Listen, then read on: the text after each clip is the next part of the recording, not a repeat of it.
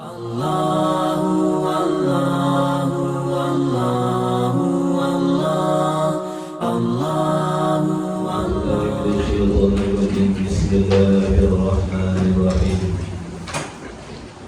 Alhamdulillahi rabbil alamin wassalatu wassalamu ala asyrafil anbiya'i wal mursalin wa ala alihi wa sahbihi ajma'in. Allahumma shalli wa sallim ala sayyidina Muhammad wa ala ali sayyidina Muhammad wa la hawla wa la quwwata illa billahil aliyyil azim. Hasbunallahu wa ni'mal wakeel 'ala Allahi tawakkalna biridwa'illahi ta'ala al-Fatiha. أعوذ بالله من الشيطان الرجيم بسم الله الرحمن الرحيم الحمد لله رب العالمين الرحمن الرحيم مالك يوم الدين إياك نعبد وإياك نستعين اهدنا الصراط المستقيم صراط الذين أنعمت عليهم غير المغضوب عليهم ولا الضالين أعوذ بالله من الشيطان الرجيم بسم الله الرحمن الرحيم الحمد لله رب العالمين والصلاة والسلام على أشرف الأنبياء والمرسلين وعلى آله وصحبه أجمعين. سبحانك لا علم لنا إلا ما علمتنا إنك أنت العليم الحكيم. اللهم افتح علينا حكمتك وانشر علينا من خزائن رحمتك يا أرحم الراحمين. ربنا زدنا علما وفهما يا كاشف المشكلات اكشف الحجب عن هذه المعاني حتى نطلع على خفيات هذه المسائل واحفظنا من الخطأ والضلال فأنت موفق كل أمر وأنت علام الغيوب برحمتك يا أرحم الراحمين. وهب لنا يا وهاب علم وحكمة وللرزق يا رزاق كلنا مسهلا وبالخير يا فتاح فافتح لنا وبالهدى بالعلم كلنا يا عليم مفضلا. اللهم علمنا ما جهلنا وذكرنا ما نسينا. اللهم اجعل أعمالنا خالصة لوجهك الكريم. وصلى الله على سيدنا محمد وعلى آله وصحبه وبارك وسلم والحمد لله رب العالمين. الحمد لله أما بعد والسلام عليكم ورحمة الله وبركاته.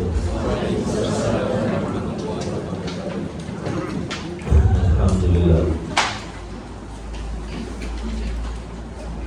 Syukur kehadirat Allah Subhanahu wa taala karena kita diberi taufik oleh Allah pada pagi ini dapat kita meneruskan majlis ilmu kita di rumah ngaji Melaka Bukit Beruang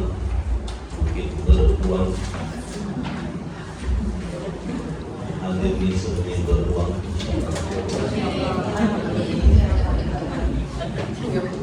Dan jangan jadi guru. Itu siapa itu?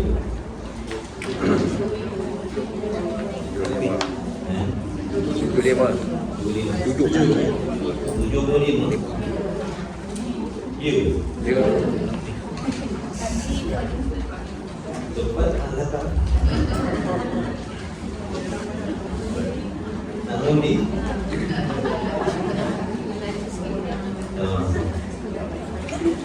dan ngaji tauhid kan, gunakan ilmu tauhid, namun guna ilmu akidah. Jangan jadikan ilmu ini sebagai perhiasan. Orang ada akidah yang betul lain, orang yang tak faham akidah lain. Jadi patut timbangan menggunakan ilmu yang kita dah belajar, baru dapat kita bezakan mana yang terbaik dan mana yang kurang baik. Kemudian anda adalah ibadat anda. Salah pangkah dosa yang berkekalan, betul pangkah pahala yang berpanjang. Asal hukum mengundi ini harus, tapi andai kata tersalah pilih, yang harus jadi haram. Kalau betul pilih, yang harus jadi wajib. Kita tak boleh terlepas daripada hukum syarak. Awal kita ini dah bagi tahu apa sahaja pekerjaan kita tidak boleh terlepas daripada hukum syariat. Makan, minum, berjalan, duduk, diam, mendengar, baring, tidur, itulah. Semua tu ada hubung kait dengan hukum Allah. Ada kala perbuatan kita tu harus, ada kala perbuatan kita jatuh haram, ada kala perbuatan kita jatuh wajib dan sebagainya. Baik. Baik. Contohnya gini. Katalah pengurusi masjid. Pengurusi masjid dalam kampung itu meninggal dunia. Hanya dari nak kampung ini. Itu pegawai-pegawai yang pengurusi masjid juga.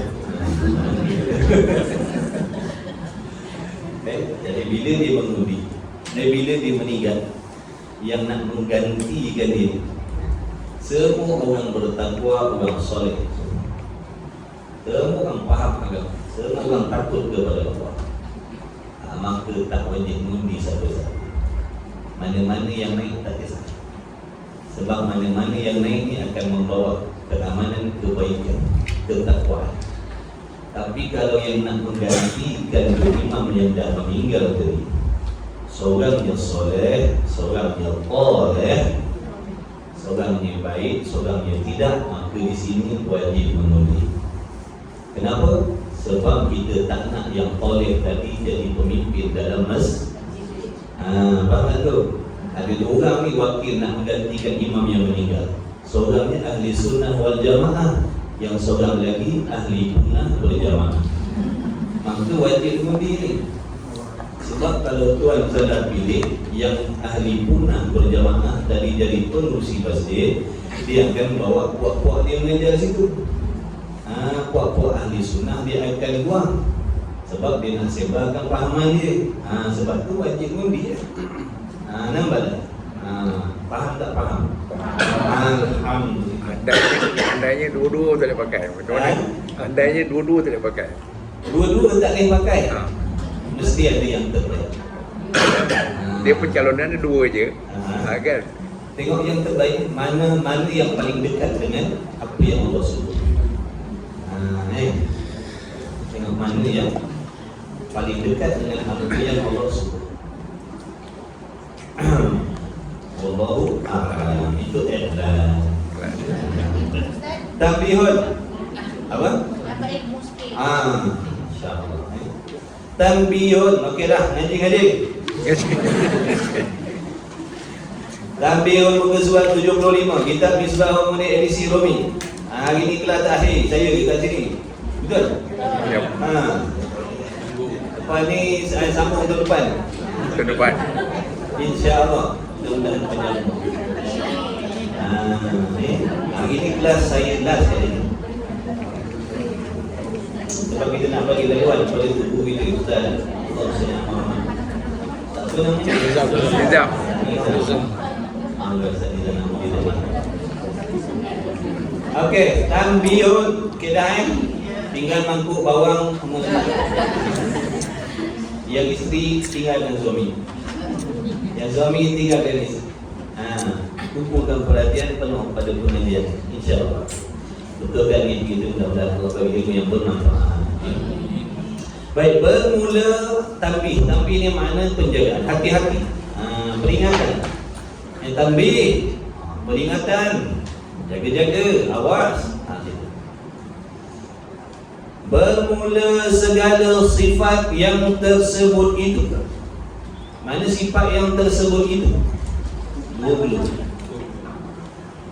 Bermula segala sifat yang tersebut itu, makna 20 sifat yang dah dibacakan satu persatu secara tafsir daripada sifat wujudnya sampailah kaunuhu ta'ala mutakalliman. Jadi bermula segala sifat yang tersebut itu terbahagi ia 20, terbahagi kepada 4 bahagi. Terbagi kepada 4 bahagi. Yang pertama yakni daripada 4. Yang pertama daripada 4 bahagian pembahagian sifat 20 tu, yang pertama daripada 20 dipanggil sifat nafsiyah. Sifat apa? Nafsiyah. Baik. Mana dia? Sifat nafsiyah ni mana? Ada 20 tu, yang mana satu yang dimaksudkan dengan sifat nafsiyah ni? Iaitu sifat nafsiyah, sifat wujud. Sifat wujud yang mana ertinya ada. Wujud, maknanya apa? Ada. Jadi ada tu sifat. Ada tu sifat. Kenapa panggil ada tu sifat nafsiyah? Kenapa dipanggil sifat ada tu nafsiyah? Kenapa? Dan sebab dinamakan nafsiyah, sifat nafsiyah wujud tu, dan sebab dinamakan sifat nafsiyah yakni wujud tu, dalam banyak-banyak sifat 20 tu ada sebutir je, satu je sifat nafsi, iaitu sifat wujud yang pertama tu lah. Sifat nafsiyah, sifat wujud artinya ada. Dan sebab dinamakan sifat nafsiyah, erti nafsiyah sifat yang bangsa zat. Sifat yang bangsa zat. Faham tak? Garanti tak faham. Sifat yang bangsa zat maksudnya gini. Sifat yang bangsa zat ni mudah nak faham, mudah kita nak faham. Nafsiyah ni, bangsa zat ni maknanya sifat yang nak menunjukkan, yang nak menerangkan, yang nak menyatakan, yang nak menceritakan tentang diri sesuatu. Boleh. Nanti lupa ni, setahun lagi berjumpa ni. Pun kalau ada umur. Tapi kalau saya tak ada umur, cari orang lagi. Jangan berhenti ngaji tauhid sampai bila. Itu wasiat. Sungguh. Itu wasiat. Jangan berhenti ngaji tauhid. Ngaji banyak-banyak. Baik. Kerana apa? Nafsiyah ni adalah sifat yang nak menunjukkan, yang nak menerangkan, yang nak menceritakan diri sesuatu zat. Zat apa makna zat? Diri lah. Diri sesuatu. Zat tu diri sesuatu lah. Suatu sifat yang nak menunjukkan, nak menerangkan, nak menyatakan, nak menceritakan apa lagi? Diri sesuatu benda. Dengan makna bila kita sebut ada sesuatu, ikutlah sesuatu tu apa benda je. Bila kita sebut ada sesuatu, dengan sendiri, dengan serta-merta kefahaman kita hadir, serta-merta kefahaman dalam diri kita tu hadir tentang diri benda. Bila kita sebut ada durian, apa yang tuan-tuan nampak serta-merta? Nampak diri buah durian. Nampak diri buah durian tu. Bila sebut ada durian, nampak diri buah durian tu serta-merta. Nampak pada ilmu kita, maksudnya nampak pada ilmu kita, warnanya, bentuknya. Kemudian bukan setakat tu, dengan rasa-rasa dia pun kita faham. Tapi dengan syarat nak nampak durian dan faham rasa durian tadi bagi mereka yang telah mengenal durian. Kalau tak nanti lain yang dipaham. Orang sebut ada durian, yang dia fahamnya parang. Tu yang bahaya tu. Saya kata dalam bonet kereta saya ada durian, yang lain-lain pun serta merta. Bila sebut ada durian, nampak dah, faham dah, reti dah yang nama diri durian. Sebab tuan-tuan dah ada ilmu, dah kenal tentang tentang diri durian tadi, sifat-sifat dia tuan-tuan dah faham. Bukan sekadar dah tengok, dah pegang, dah makan, dah rasa, dah tahu lah. Maknanya bila saya sebut ada durian, serta merta nampak diri buah durian. Tapi bagi orang yang hanya dengar nama durian, dia tak tahu lagi sifat durian ni dan rupa bentuk dia macam mana, dia hanya tahu nama saja. Tu sebab bila saya kata dalam bonet kereta saya ada durian, dia kata parang. Dia salah. Dia tak ada ilmu, dia tak kenal yang nama durian. Hingga bila saya sebut ada durian, dia nampak diri parang. Faham tak ni? Ya ke faham? Ni nak bagi contoh ni dekat faham ni, bukan buat sesuatu contoh ni. Bila sebut ada durian, makna orang yang dah ada ilmu, dah kenal durian tadi, dia sendiri yang faham diri durian itu bagaimana. Warnanya, bentuknya, keadaannya, rasanya. Dia tak bertukar dengan parang, dia tak bertukar dengan limau, dia tak bertukar dengan apa benda yang lain, sebab dia dah kenal dia. Dia akan meletakkan sifat yang ketentuan yang tepat bagi diri durian tadi. Ada durian, nampak serta merta. Dia tak nampak. Bagi orang yang tak kenal durian, bila sebut ada durian, dia nampak oren, masam rasanya. Itu limau. Maknanya dia hanya tahu nama, tapi sifatnya dia tak tahu. Sifat bagi zat durian tu dia tak tahu. Sifat bagi diri durian dia tak tahu. Dia hanya tahu nama. Akibatnya bila sebut ada durian, dia meletakkan sifat-sifat yang tidak sepatutnya pada diri buah durian. Sebab itulah sifat ada itu, wujud itu, ada itu dinamakan nafsiyah. Sifat nafsiyah, kerana bila sebut ada durian, dia nak menyatakan diri durian itu, nak menerangkan keadaannya bagaimana. Sebab tu orang yang dah ada ilmu, dah kenal, tak ada masalah. Faham tak dok? Betul Okey. Itu sebab panggil nafsiyah. Nafsiyah tu yang dibangsakan kepada diri, yang dibangsakan kepada zat. Maksud yang dibangsakan kepada zat yang mudah nak faham ni tadi, yang nak menerangkan, yang nak menyatakan diri sesuatu. Ikutlah sesuatu tu apa benda. Dinamakan sifat nafsi, artinya sifat yang bangsa zat itu kerana apabila disebut wujud, bila kita sebut wujud, yakni Melayunya ada. Bila kita sebut ada wujud, maka selalulah. Apa maksud selalulah? Serta merta. Serta merta. Selalu ni bukan makna ulang-ulang. Mai kita makan nasi kabus lalu, mai kita pergi makan nasi kabus lalu kan?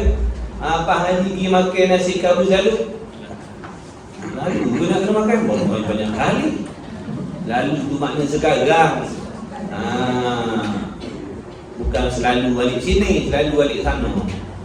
Selalu dengan makna sekarang, serta merta. Jadi dengan sebab apa? Bila disebut ada sesuatu, maka selalulah dengan makna serta merta.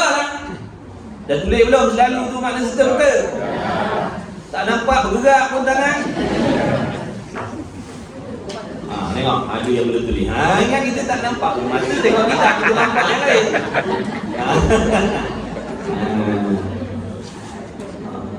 Tulislah nanti kalau balik rumah selalu. Selalu berapa kali? Selalu bukan makna berapa kali ulang-ulang. Selalu dengan makna serta merta. Jadi bila kita sebut ada sesuatu, maka selalulah, makna serta merta lah, menuju, yakni menunjukkan kepada zat, yakni kepada diri sesuatu. Dia sebut ada durian serta-merta lah tergambar diri dia. Bila sebut buah limau serta-merta, bila sebut duit serta-merta dengan nama. Itu yang paling cepat nampak. Sebab tu dipanggil wujud-wujud tu sifat nafsiyah, sifat yang menunjukkan zat, sifat yang dibangsakan kepada diri sesuatu. Kenapa? Kerana apabila kita sebut ada sesuatu, ikutlah ada durian ke, ada limau ke, ada apa ke, maka serta-merta menuju kepahaman kita kepada diri benda. Boleh? Okey. Misalnya, ini contohnya, wujudullah, wujud Allah Ta'ala. Okay. Wujud Allah ni jap, kita tinggalkan dia. Kita sebut tadi wujud durian, wujud durian, jadi ada durian serta-merta dalam diri, dalam hati, dalam fikiran tuan-tuan. Reti, tahu, faham, kenal yang namanya buah durian. Sebab tuan-tuan dah kenal. Bagi orang yang tak kenal, macam saya cakap tadi, dia akan salah meletakkan sifat yang sepatutnya dengan diri durian tadi. Silap-silap dia bertukar dengan buah tembikai. Kita kata ada durian. Dia kata yang hijau tu kulit licin, kulit dia boleh buat air tu. Boleh buat air dalam tu ada biji kecil-kecil. Dia faham dengan tu. Sebab dia tak ada ilmu, dia tak kenal yang namanya durian. Akibat daripada itu, bila kita sebut ada durian, yang difaham benda yang tak layak dengan durian. Faham tak? Baik, soalan dia, rosak tak akidah dia? Taklah, apa rosak pula? Buah.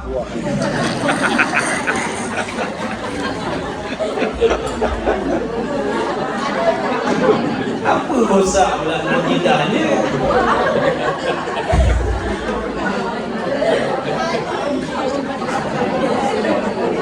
Susah juga mengaji tauhid saja ni. Habis sesak orang ni juga. Tak rosak akidah lah kita sebut tadi pasal durian. Salah letak sifat durian tak ada masalah. Cuma kan kalau orang sufi beli, kita beli buat tembikai lah. Tak adalah rosak akidah. Sepatutnya dibelilah buah durian, tapi oleh kerana dia tak faham tadi, dalam model saya buah tembikai pun ada, buah durian pun ada. Saya kata dalam model saya tu buah tembikai pun ada, buah durian ada. Tolong ambil buah durian, dia pergi ambil buah tembikai. Sebab apa? Dia tak ada ilmu, tak kenal yang nama durian. Saya sebut ada durian, dia nampak tembikai. Kebetulan buka bonet memang ada pula buah tembikai, dia pun bawa datang. Rosak tak akidah dia? Tak rosak. Apa masalahnya? Okey, itu buah durian, makna masyiwallah, barang yang selain daripada Allah. Tak kisahlah nak letak sifat yang tak patut dengan buah durian pun, tak ada masalah. Yang dipaham nak makan buah durian kena kopik begini. Itu pisang, tak rosak akidah sekalipun macam tu. Tapi masalah dia sekarang, bila kita sebut ada Allah, sini banyak sangkut ni. Bila sebut ada Allah, apa yang kita kenal dan kita faham tentang sifat yang selayaknya dengan zat Allah. Nampak tak? Bagi orang yang dah belajar tak apa? Ni, yang kita dah belajar ni, daripada wujud sampailah kaunuhu ta'ala mutakalliman, itu di antara sifat yang layak dengan zat Allah. Dan kita juga dah tahu, dah faham apakah sifat yang tidak layak bagi zat Allah. Bila dah belajar daripada hari itu, faham tak? Sifat yang layak dengan Allah apa, yang mustahil apa, yang wajib apa, yang mustahil apa. Makna ilmu tu, pengenalan tentang zat Allah tu, sifat yang bersangkut paut dengan zat Allah tu, dah ada dalam diri tuan-tuan puan-puan yang dah belajar. Bila sebut ada Allah yang dah belajar, dia akan meletakkan zat Allah pada tempat yang sepatutnya. Bila dia dengar ada Allah, dia faham apa? Suatu zat yang adanya sedia kala. Bila sebut ada Allah, dia faham suatu zat yang tak serupa dengan segala sesuatu, yang tak ada sangkut paut dengan masa dan waktu, yang maha suci daripada sebarang tempat, sebarang pihak, yang bukan jirim jisim, bukan daripada jenis kamu fasil zat sifat dan perbuatan dia. Berdiri dengan sendiri, tak berkehendak, tak berhadap kepada segala sesuatu. Maknanya segala-gala yang dah belajar tadi ya. Faham tak tahu? Bagi orang yang tak belajar, bagi orang yang tak memahami, tidak mengenal sifat yang selayaknya dengan Allah, bila dia berkata ada Allah ataupun dia mendengar ada Allah, apa yang ada dalam fikiran dan hati dia. Contoh, oleh kerana dia tak belajar, bila sebut ada Allah, yang serta-merta dia faham zat yang duduknya di atas langit. Rosak tak akidah? Rosak tak akidah? Ada yang tak jawab. Rosak tak akidah? Rosak. Ini bukan macam masalah buah durian. Ini bukan masalah makhluk, ini masalah Allah. Bila kita meletakkan, kita faham sesuatu yang tidak layak dengan zat Allah, kita i'tikadkan benda itu, kita letakkan pada zat Allah, maka di sinilah rosaknya akidah. Semua orang kata ada Allah, tapi masalahnya adakah faham apa maksud ada Allah? Ada yang bila sebut ada Allah, dia faham mana yang duduknya di langit. Rosak tak akidah? Kenapa rosak? Meletakkan sifat makhluk pada Allah. Itulah penting wajib mengenal Allah tadi. Malah suruh belajar tak nak. Waktu nak belajar, aku kenal dah Allah Tuhan. Tiada Tuhan kecuali Allah. Betul lah satu pihak. Tapi yang kau faham apa? Yang kamu faham ada Allah tu bagaimana? Yang dia faham ada Allah tu duduknya di langit. Kadang-kadang turun di langit dunia. Na'udzubillah. Ada tangan, ada muka, ada kaki, ada warna, ada bentuk.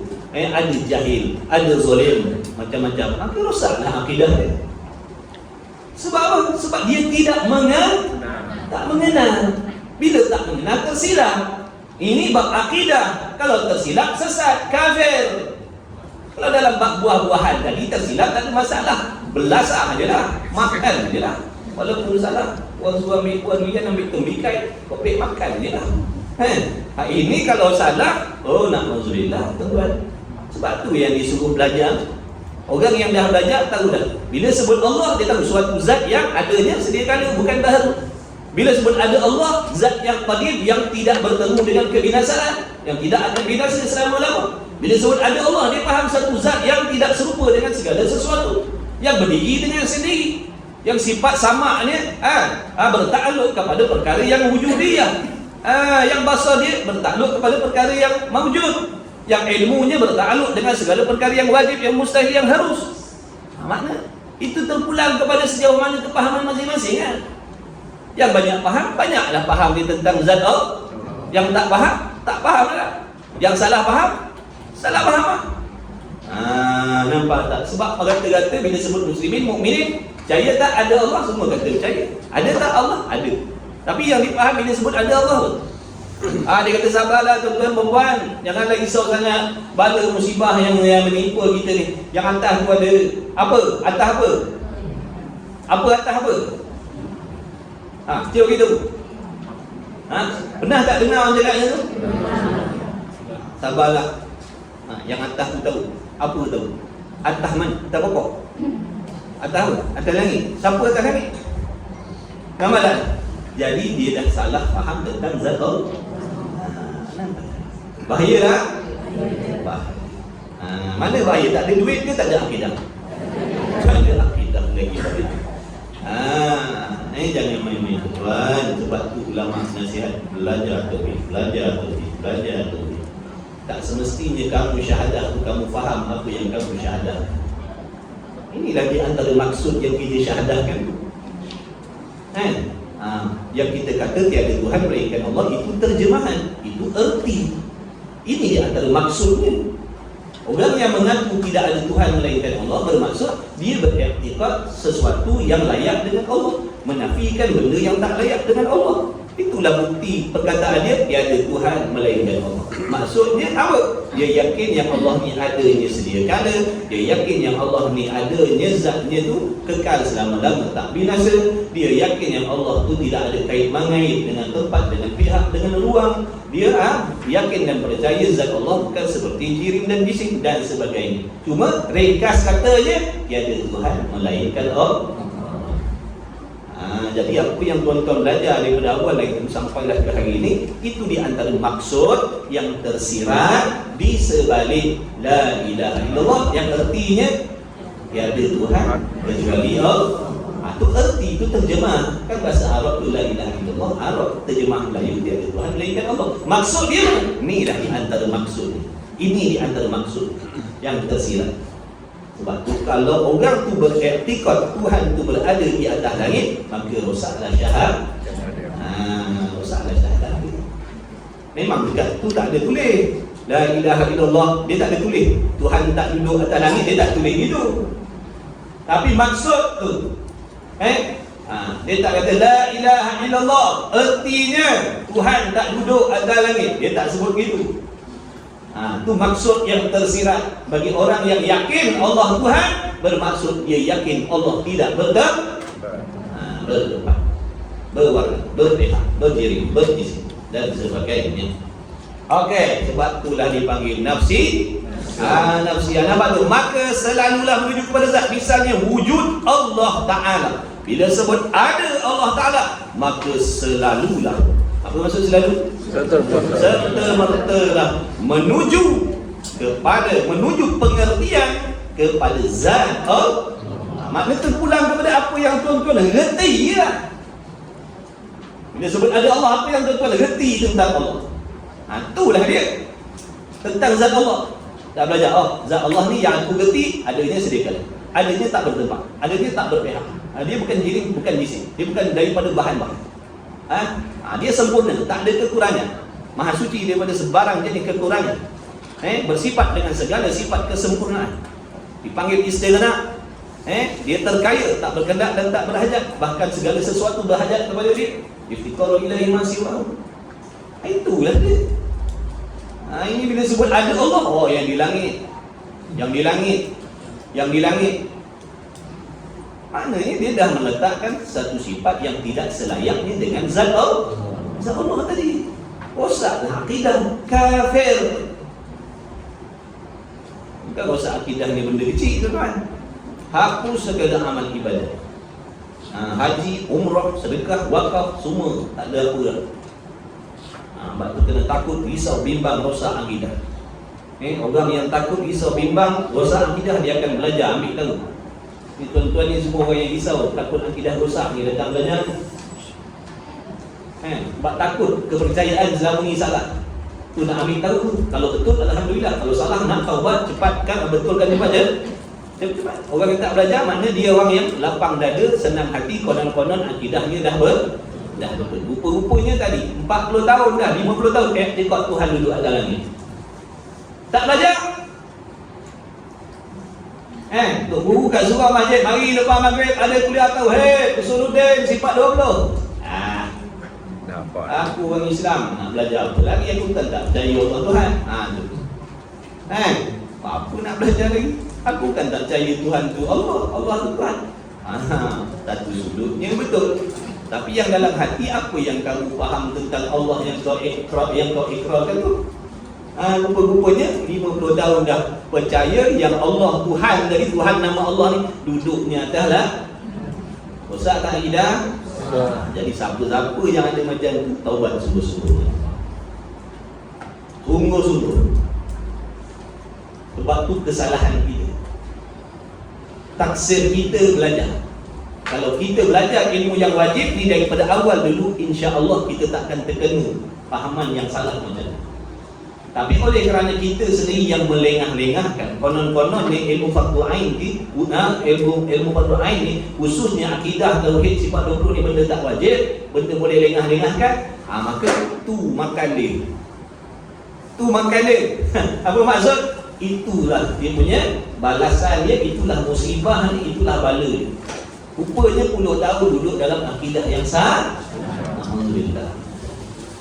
dan timbul penyesalan yang sangat-sangat dalam hati kita kerana melengah-lengahkan belajar. Tak apa, Allah Maha Pengampun, tapi sungguh-sungguh menyesal, sungguh taubat, sungguh. Kemudian belajar baiki sungguh. Allah Maha Pengampun, Allah Maha Pengampun. Jadi ada asbab Allah jadikan semua, ada hikmah. Allah nak jadi pengajar, nak bagi pengajaran kepada kita. Bila kita jatuh dalam kesilapan, kesilapan itulah pengajaran yang sebenar, pelajaran yang terbaik bagi diri kita. Yang akan jadikan kita mendidik kita punya generasi. Jangan seperti kita tak nak dah lalui macam yang kita lalu. Itu kesilapan tu pelajaran bagi diri kita untuk nak mendidik generasi kita yang akan datang. Macam faham ke faham? Sebab tu bila kita belajar baru jumpa salah teman. Kalau kita tak belajar kita syok sendiri. Betul lah Allah. Rupanya bila belajar baru zahir salah tadi. Itu tandanya Allah nak menunjuk kesalahan kita agar kita baiki sebelum mati. Sebab tu orang-orang yang belajar agama ni adalah tanda-tanda orang yang Allah sayang, yang Allah nak selamatkan daripada azab nanti di hari kiamat. Sebab tu Allah panggil kita ni belajar, sebab Allah nak baiki kita. Kemudian yang keduanya, minum sikit. Salah akhir kali. Kalau tak minum ke? Tahun depan aku minum.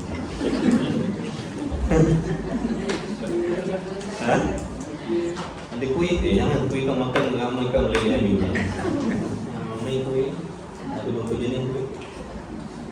Terima kasih dah yang terlibat sponsor air kuih. Alhamdulillah. Bismillah. Buat minum sedap benar. Kopi juga tak minum.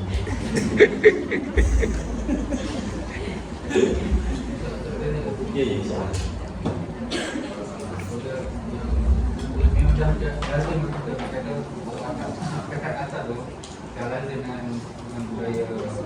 Lazim dengan budaya jahil. Mungkin dia tak perasan. Kenapa tak perasan? Salah tadi ilmu.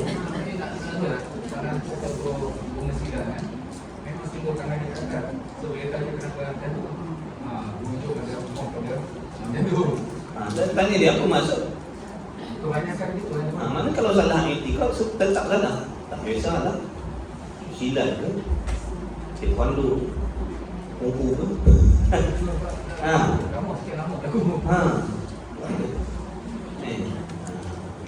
Bahaya banget.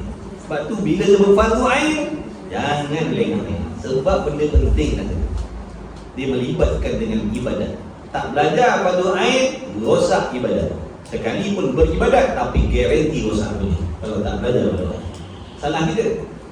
Kalau fardu kifayah boleh kita lengah-lengah, lepas bencin pun belajar. Ini fardu ain dah sebelum balik sepatutnya dah settle. Supaya bila balik, bila kita dah mula diberatkan hukum Allah, ibadat kita dah betul.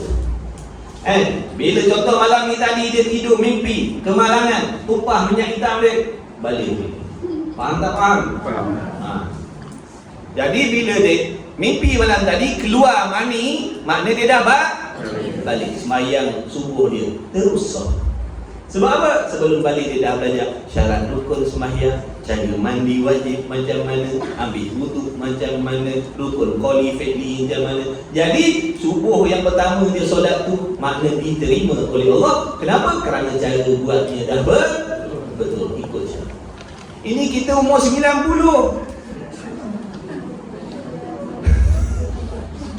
Umur 90 dah semayang tak sah lagi. Sebab apa? Mandi wajib tak betul-betul. Sebab apa tak belajar fardu ain?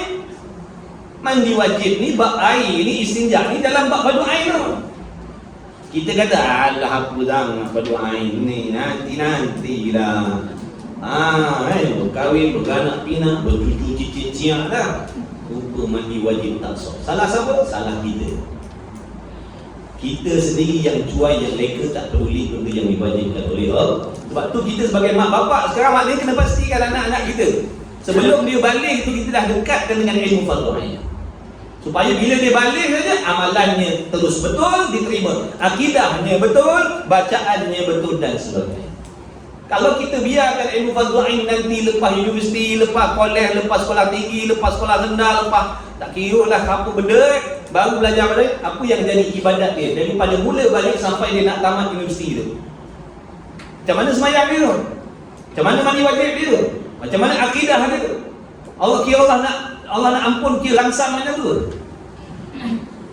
Nampak tak? Salah tu? Salah kita. Kenapa ilmu yang tak diwajibkan kita boleh kejar dulu? Ilmu yang bersangkut paut dengan kesenangan dunia kita kejar dulu. Ini yang bersangkut paut dengan sah ibadat kita kemudian kan? Jadi salah siapa? Salah kita kerana terlalu mementingkan dunia daripada akhir. Patutnya kena belajar sebenarlah. Paling tidak yang dunia pun belajar, maknanya yang berdoa tak boleh tinggal. Betul. Tapi kalau kata berdoa nantilah. Itulah jawab dia. Tanggunglah sendiri, salah sendiri. Kan? Taufat. Dan kena qada ibadat yang dulu. Sebab tu salah kita. Bukan salah satu, salah kita. Dan kadang-kadang kita tu sikap tu ala berdoa nantilah. Tak penting. Alhamdulillah.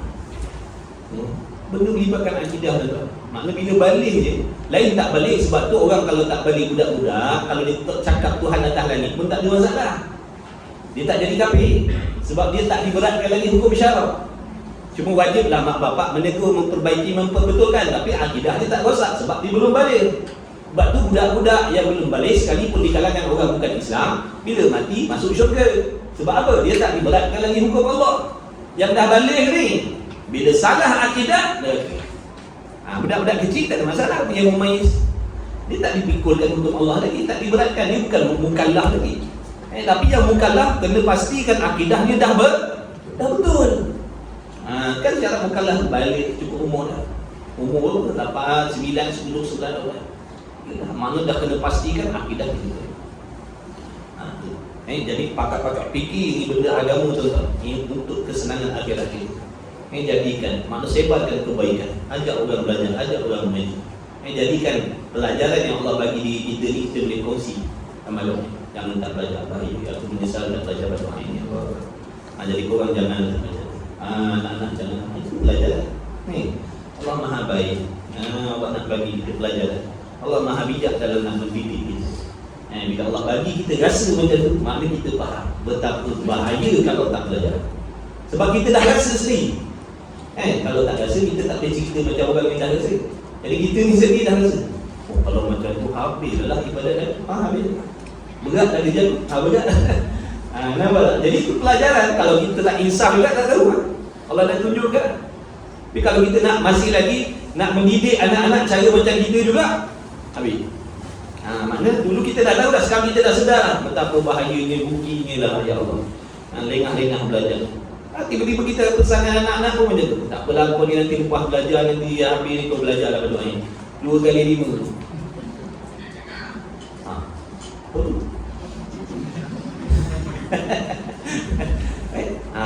Tak apa. Maknanya sangka baik dengan Allah.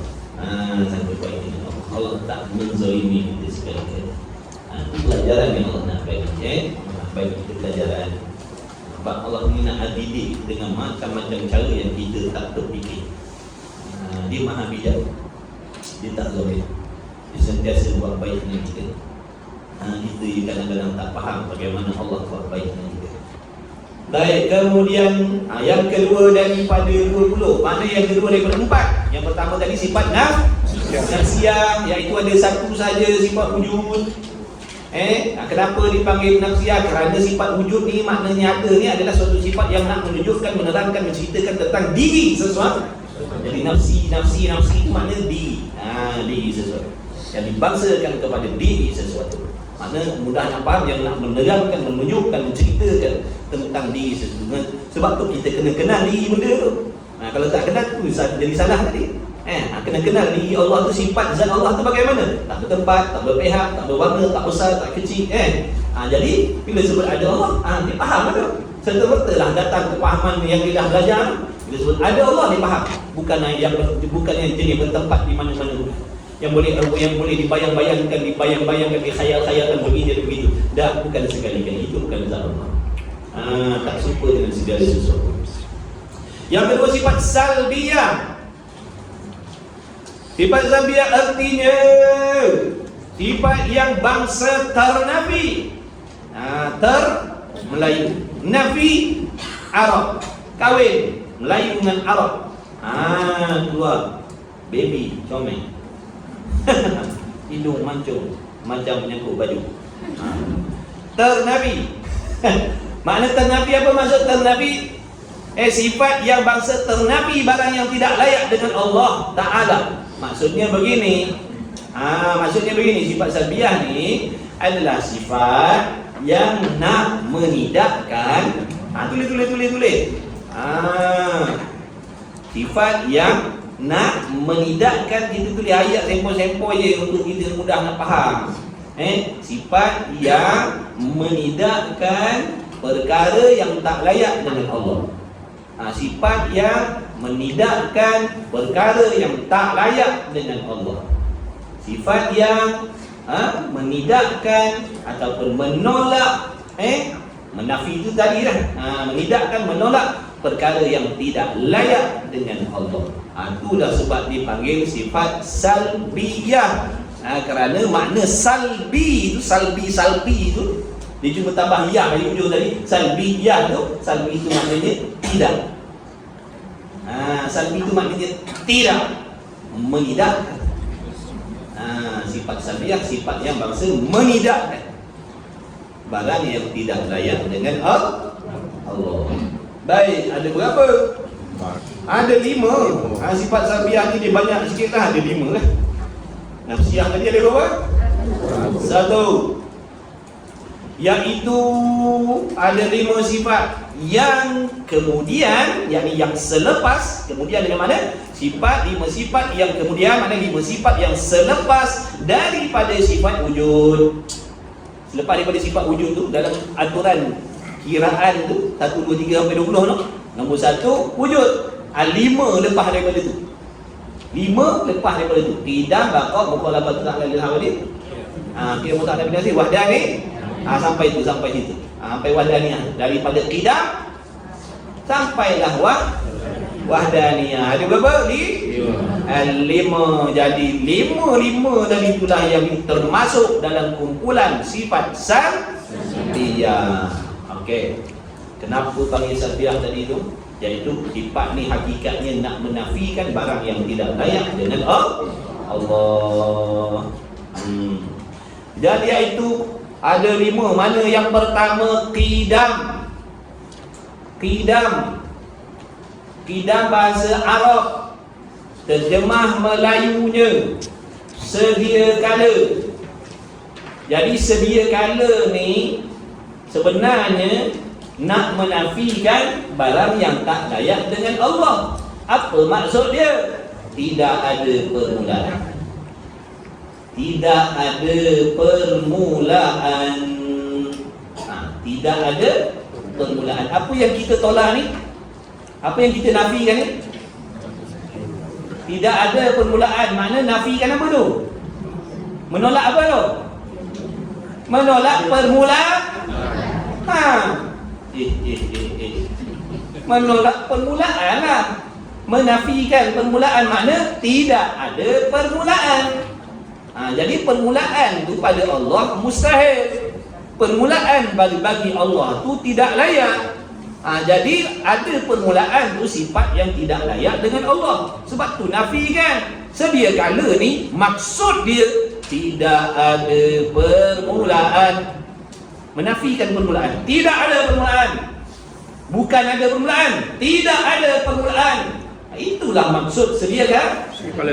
Angka faham? Jadi betul-betul. Tak apa. Dapat pahala tuan-tuan ni. Sifat salbiyah, sifat yang nak menolak, menafikan barang yang tak layak dengan Allah. Maka contoh yang pertama qidam. Terjemah Melayu sedia kala. Maksud sedia kala itu apa?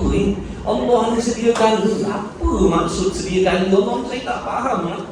Sedia kala itu apa kan? Tak ada permulaan. Dia kata sedia kala ni tak ada permulaan. Tu tidak ada tu, tidak ada tu lah nafi tadi tu. Melayu kata tidak ada, Arab kata nafi. Tidak ada, apa yang tak ada? Permulaan. Apa yang dinafikan tadi? Apa yang ditolak tadi? Cakap nafi pandai pula, cakap tolak tak pandai pula lah. Mentang pandai Arab, lain kita tak tahu. Ternafi makna menafikan, makna menolak, menidakkan permulaan bagi Allah. Tidak ada permulaan. Itulah yang dimaksudkan dengan Allah bersifat sedia kala. Sedia kala baru kita faham maksud sedia kala Allah. Sedia kala Allah bermaksud Allah tu tak ada permulaan.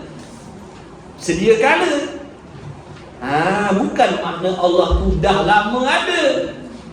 Dah lama ada, bukan. Dah lama ada bukan sifat Allah. Sifat Allah tidak ada permulaan. Itu yang dikehendaki dengan sedia kala. Ingat tu, sedia kala dengan makna tidak ada permulaan, bukan dah lama ada. Dah lama ada tu sifat kita makhluk, sifat baru. Dah lama ada tu sifat makhluk, bukan sifat Allah. Sedia kala dengan makna dah lama ada, itu bukan Allah. Sedia kala dengan makna tidak ada permulaan, baru sifat Allah. Faham ke faham? Alhamdulillah. Tak faham, lambat balik lagi. Ini faham cepat. Yang kedua, bakok. Bakok bahasa Arab, terjemah Melayunya kekal. Allah bersifat kekal. Apa yang dimaksudkan dengan Allah bersifat kekal? Dia kata Allah ni kekal. Apa maknanya? Lama lagi ada, tak tahu berapa masa lagi lama Tuhan tu ada. Maka salahlah kefahaman dia. Kenapa? Kerana yang dimaksudkan dengan Allah bersifat kekal, kekal itu sifat salbiyah, dengan makna menafikan apa tu? Tidak ada kesudahan. Tidak ada kesudahan.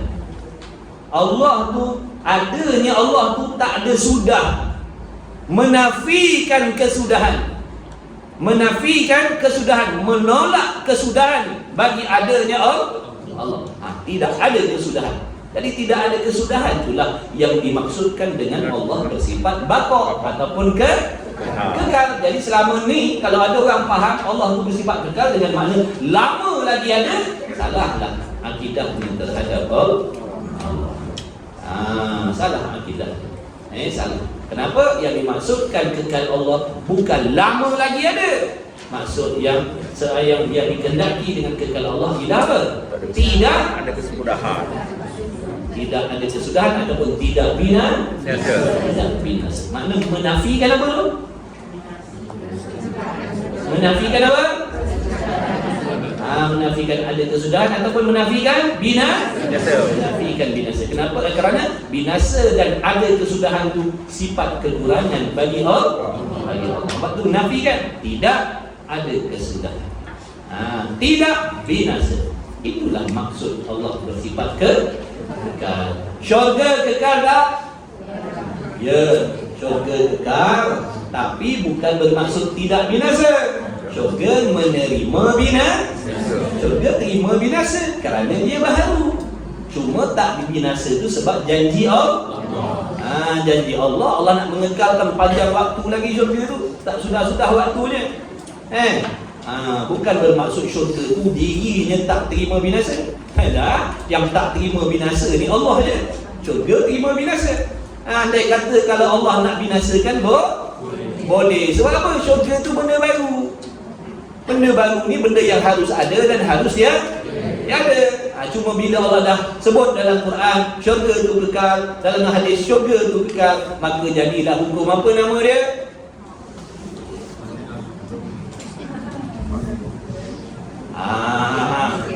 Hukum apa? Syurga tu wajib kekal. Wajib Arab, wajib Arabi. Tengok balik. Ni pensel dah dekat ni. Wajib Arab. Tu hukum janji Allah tu. Kan kita dah belajar itu hukum syarak, hukum adat, hukum akal, hukum Arabi. Bukan sama benda tu. Ada beza. Akal boleh terima syurga tu binasa, tapi pada syaratnya tak, sebab Allah janji dah wajib kekalnya syurga. Siapa kata syurga binasa, dia tak percaya syurga kekal, rosaklah akidah. Sebab syarat dah bagi tahu syurga tu ke. Tiba-tiba dia kata aku tak percaya. Makna dia tak percaya Quran tu. Cuma sebut pada hukum akal, akal boleh terima kalau syurga tu binasa. Tapi Allah tak buat, sebab Allah dah janji dah nak mengekalkan syurga. Begitulah juga neraka.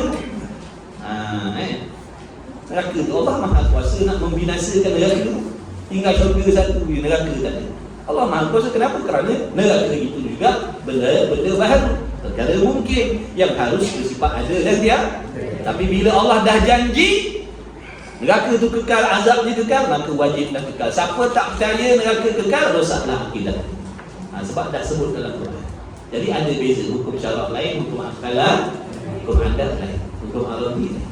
Sebab tu awal kitab tauhid diterangkan benda tu dulu. Ingat saya dia sembang kan, nak cukupkan ayat, nak jadi segala patah kata. Dan kita lain lah. Murid-murid buat karangan 500 patah kata. Kita cerita lah ngomong nak bagi genapkan 500. Padahal tak apa benda ni. Ni dah dalam kitab ni semua penting tuan-tuan. Tak ada kata orang ni nak banyakkan bersurat ni. Kalau tak nanti nipis pula kitab dia. Semua benda penting dia bagi daripada awal sampailah dia. Ada orang kata, Ustaz, saya nak belajar tauhid sebab saya nak pergi haji ni. Bila? 2 minggu lagi. Jadi tolong ajar saya tauhid ringkas-ringkas. Mana ada ringkas-ringkas? Banyak cantik muka kau nak ngaji tauhid ringkas-ringkas. Kan kau faham kau lain, kan aku yang kena tanggungjawab. Banyak cantik. Kalau tak pergi haji tak nak ngaji tauhid. Nak pergi haji baru tahu nak belajar tauhid. Dah sembahyang tak pakai tauhid ke? Sebab apa haji keluar duit banyak? Takut tak sah. Kata saya nak pergi haji Ustaz, belajar tauhid. Dah selama ni asal tak belajar tauhid, sebab tak pergi haji ni. Dah bersembahyang macam, puasa macam, ibadat yang lain macam, mana tauhid? Yang lain tu tak perlu. Nak pergi haji baru pakai tauhid. Inna lillahi wa inna ilaihi raji'un. Sentiasa mentauhidkan Allah, tuan-tuan. Nak makan, nak minum, kena tauhid. Kena jaga akidah. Tauhid ni nak jaga akidah ni bukan saat nak sakaratul maut saja. Waktu hidup ni sentiasa wajib berada dalam akidah yang benar, wajib mentauhidkan, mengesahkan Allah dalam setiap masa. Nak makan, kena mentauhidkan Allah. Nak minum, nak dengar, nak pandang, nak bercakap, semua dalam tu. Contoh dia bercakap, dia beriktikad yang bercakap ni tak ada kena-mengena dengan Allah. Diri dia yang berkuasa bercakap. Kuasalah tauhid dia dengan Allah. Nampak tak? Dia makan, sekalipun makan tapi dalam hatinya tahu, yakin ni semua perbuatan pergerakan hatinya semua daripada Allah. Allah yang memberi kenyang, Allah yang memberi rezeki, zahir batinnya hakikatnya Allah lah yang menjadikan. Maknanya dia mentauhidkan Allah. Tapi kalau orang tak faham, makan ni, kenyang ni, nasi dah punya biji ni, ada kuasa nasi ni memberi kenyang kepada dia. Dia tidak mentauhidkan Allah. Sebab tu tauhid ni nak pakai sentiasa. Bukan waktu nak pergi haji je. Ustazah tu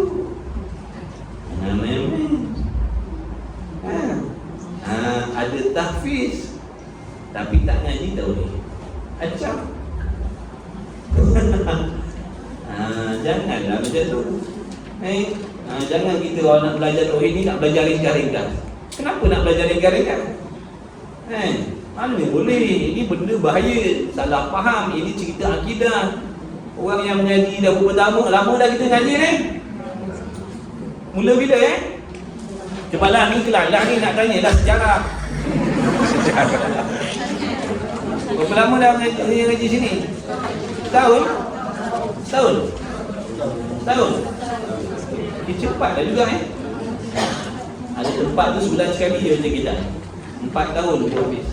4 tahun. 1 tahun 12 kali je baca. Tak. setahun 10 kali wajib kita ni kat tempat tu. Tu kalau kita tak ponteng, tak pergi mancing. Kalau kita ponteng pergi mancing, dia jadi 9 je. Ada orang 11 kali je. Dia kata tak ada Ustaz, tak ada tempat lain, tak ada ngaji tauhid. Tak ada orang mengajar tauhid. Boleh lah, sekali pun tak apalah Ustaz sebulan. Dia minta hari-hari, dia dapat.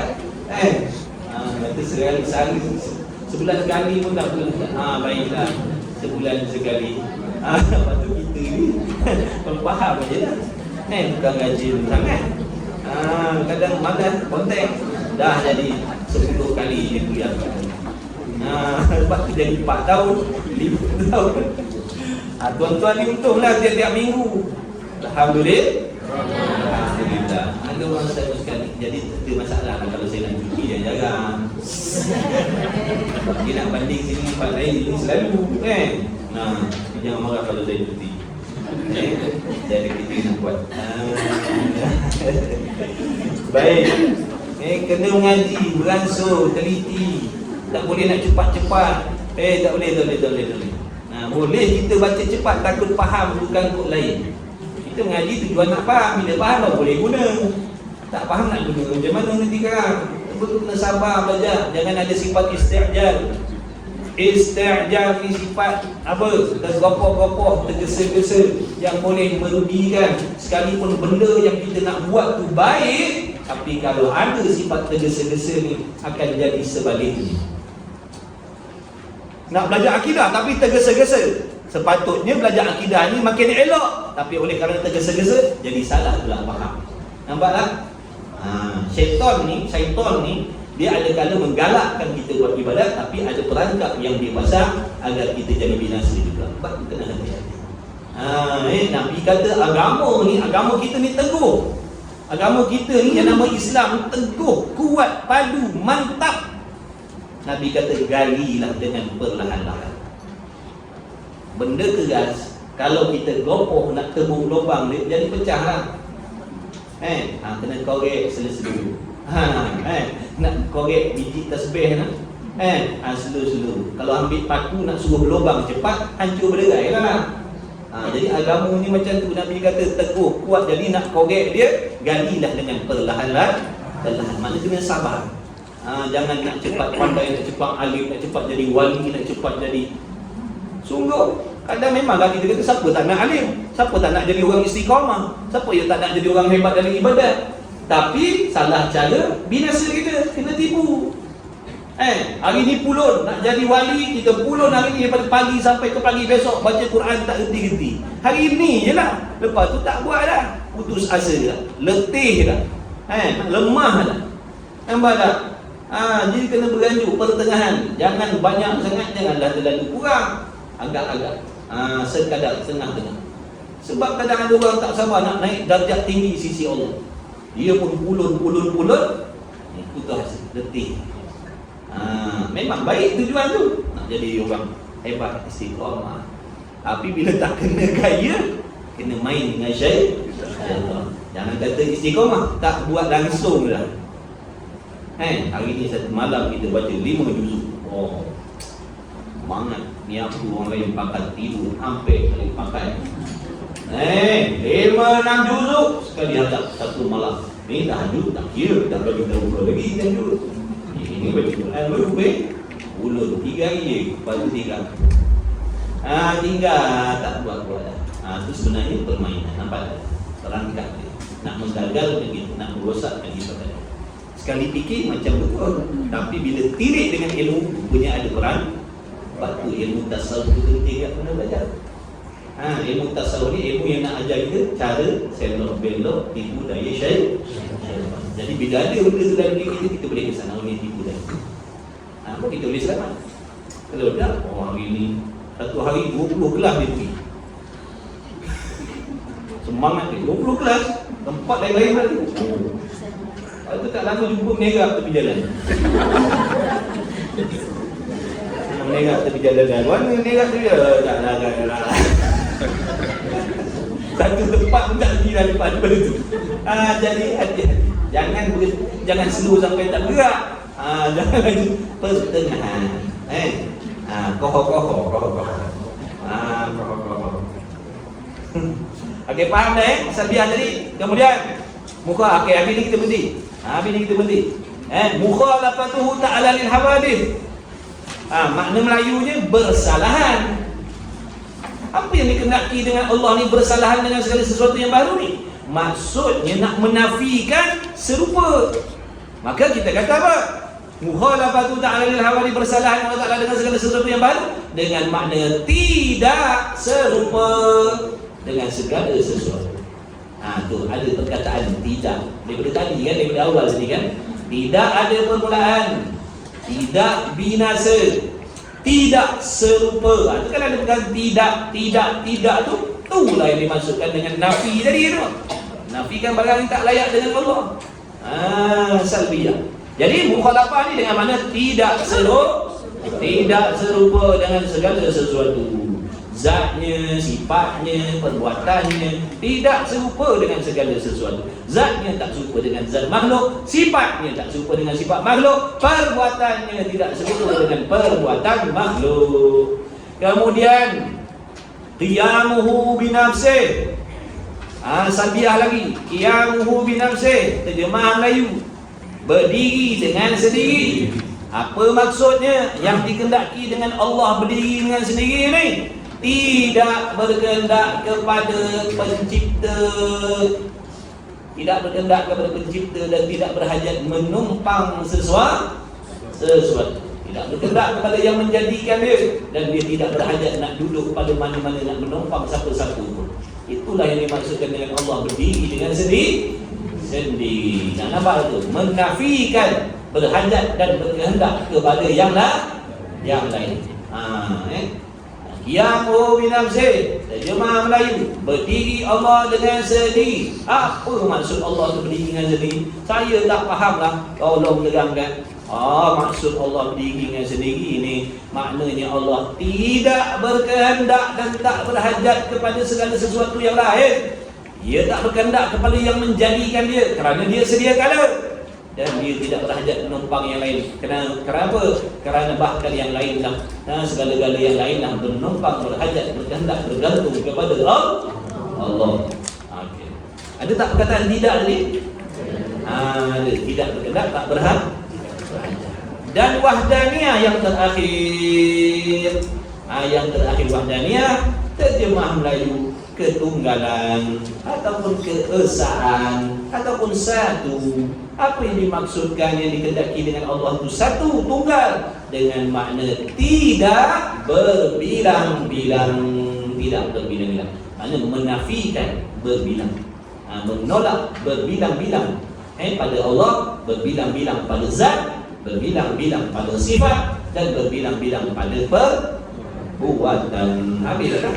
Tak tulang panggil sifat salbiyah, kerana salbi itu makna tidak. Jadi 5 sifat ni maksud dia nak menolak, nak menidakkan perkara yang tidak layak dengan Allah. Dan sebab dinamakan 5 sifat itu sifat salbiyah kerana tiap-tiap satu itu maknanya menuju kepada menafikan barang yang tidak layak daripada Allah Subhanahu wa taala, atau dikatakan tiap-tiap satu itu maknanya tidak ataupun bukan sesuatu yang tidak layak dengan Allah taala, seperti qidam, artinya sedia. Maka makna sedia itu ialah tidak ada permulaan ataupun bukan baru, yang ini tidak baru. Tidak baharu. Itulah maksud sedia kala. Allah sedia kala, Allah tu tidak baharu. Allah sedia kala, jadi Allah tak tidak baharu. Faham baharu ya?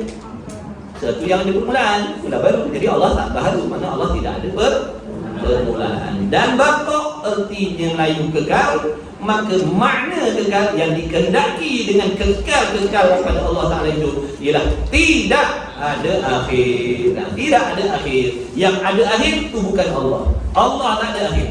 Allah tak terima pada akal ada akhir. Ada akhir pada Allah tak masuk akal. Ada akhir, ada kemusnahan, ada kebinasaan pada Allah, tidak masuk akal sekali-kali. Tak diterima pada akal sekali-kali. Jadi kekal Allah dengan makna tidak ada akhir ataupun tidak ada kesudahan bagi adanya Allah. Atau dikatakan tidak binasa, demikianlah, macam itulah. Demikianlah tu mana? Macam itulah yang tiga kemudian daripadanya. Kiaslah sendiri. Dah kita udah tadi. Walhasil makna pendek katanya, ringkasnya walhasil, wal arab hasil pun apa juga. Walhasil dan ringkasnya dan pendeknya dan kesimpulannya, sifat salbiyah itu tiap-tiap sifat yang tidak boleh, yang tak boleh mengerti akan dia itu dengan ternafi, dengan tidak atau bukan suatu perkara yang tidak layak dengan Allah Ta'ala. Semuanya dinamakan sifat salbiyah. Okey, ataupun kita nak buat begini. Sifat salbiyah tu macam ni, kita bagi ayat yang lain. Jadi sifat salbiyah tu pandai-pandai dah tu nak tulis, jangan ikut. Sifat salbiyah tapi saya nak cakap ni, tulis-tulislah, ikutlah nak tulis macam mana. Sifat salbiyah tu sifat yang kita tak boleh nak faham maksud dia. Sifat yang kita tak boleh nak faham maksud dia, melainkan ni makna baru boleh faham maksudnya. Jadi saya cakap sifat salbiyah ni sifat yang kita tak boleh faham maksudnya, melainkan apa maksud melainkan tu? Baru boleh faham. Baru boleh faham, iaitu macam mana baru boleh faham tadi? Baru boleh faham dengan apabila kita menafikan sifat salbiyah ni, sifat yang kita tak boleh nak faham maksudnya, melainkan apabila kita menafikan, menolak, menidakkan perkara yang tidak layak dengan Allah, baru boleh faham. Kalau tak nafikan, tak faham sampai bila-bila.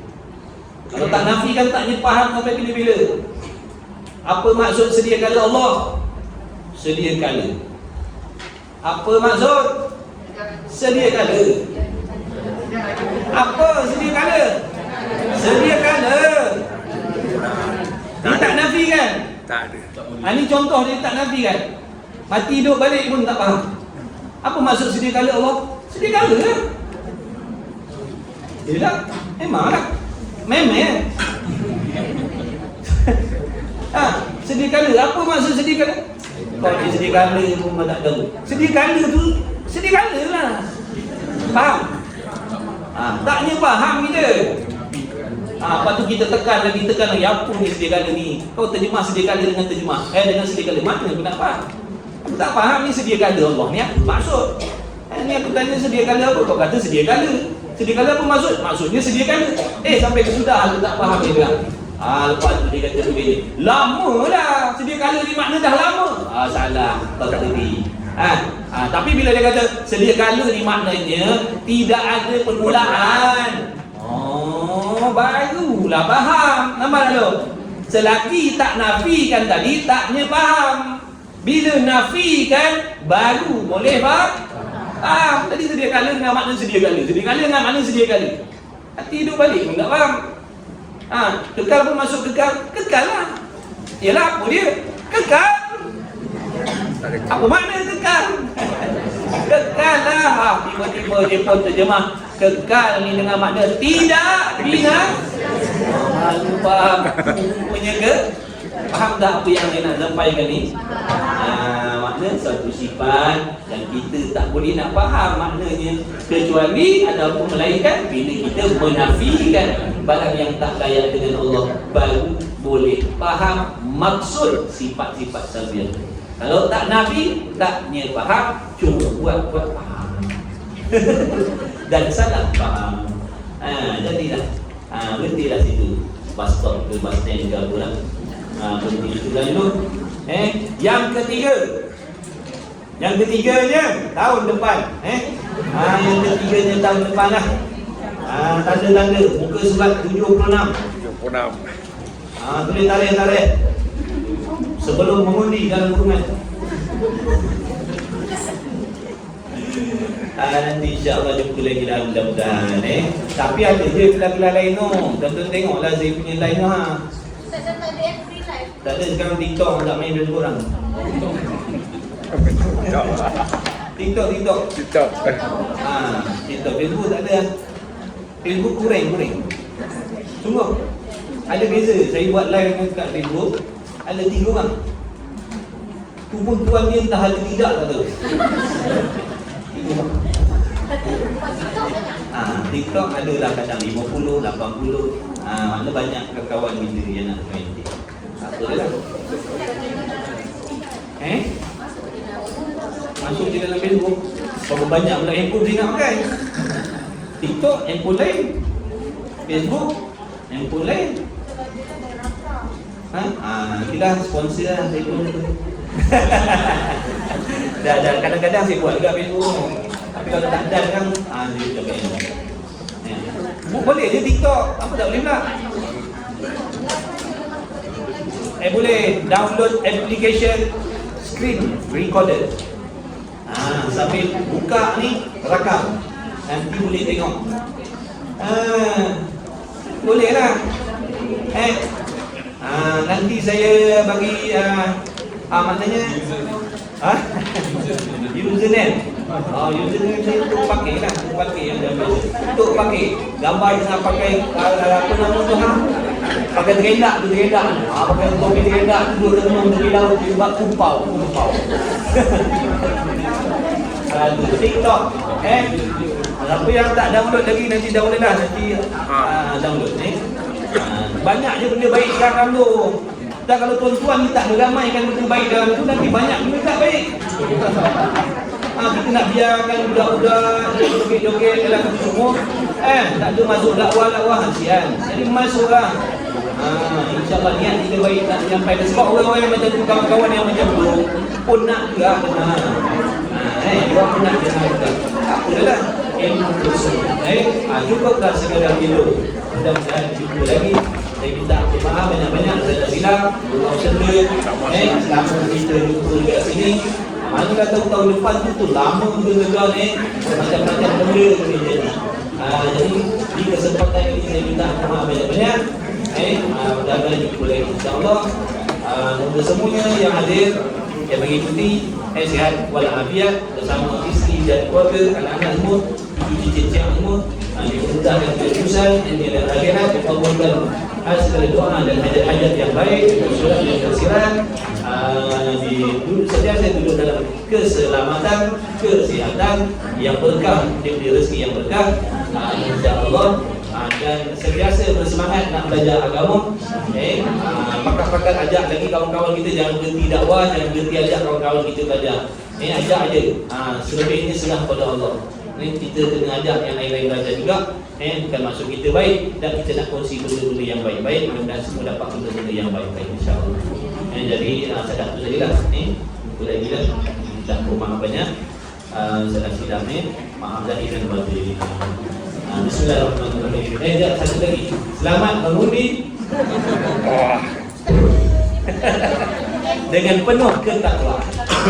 Bismillahirrahmanirrahim. Alhamdulillahirabbil alamin. Wassalatu wassalamu ala rasulillah wa ala alihi. Allahumma rabbana fa'alna bima 'allamtana wa 'allimna alladhi yanfa'una wa anfa'na bi anana wa qurabati lana fihi ila ahli al-khayr fa dhakar. Allahumma khalisna mimma lana fihi rasul jamila wa la hawla wa la quwwata illa billah al-'aliyyil 'azim. Wa sallallahu ala sayyidina Muhammad wa alihi wa sahbihi wa baraka wa sallam. Alhamdulillahirabbil alamin. Taqabbalallahu minkum.